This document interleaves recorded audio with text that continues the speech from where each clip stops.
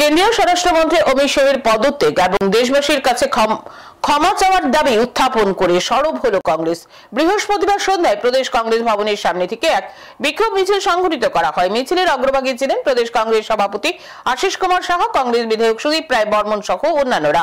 মিছিল শেষে কেন্দ্রীয় স্বরাষ্ট্রমন্ত্রী অমিত শাহের কুশপুত্তলিকা পুরানো হয়। কংগ্রেস বিধায়ক সুদীপ রায় বর্মন বলেন, বুধবার রাজ্যসভায় দাঁড়িয়ে কেন্দ্রীয় স্বরাষ্ট্রমন্ত্রী অমিত শাহ ডক্টর বি.আর. আম্বেদকরকে নিয়ে অপমানজনক মন্তব্য করেছেন। এই নিয়ে কংগ্রেস দল দাবি জানিয়ে আসছে, অমিত শাহ তুমি তোমার বক্তব্য প্রত্যাহার করো, দেশবাসীর কাছে ক্ষমা চাও। সুদীপ রায় বর্মন এই দিন দাবি করেন বিজেপি সংবিধান বিরোধী, তা অমিত শাহের বক্তব্য থেকে স্পষ্ট।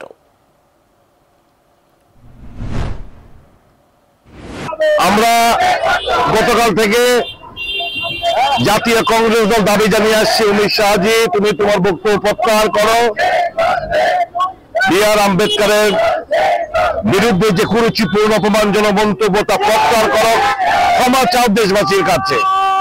প্রধানমন্ত্রীর কাছে দাবি জানিয়েছে ওকে বরখাস্ত করা।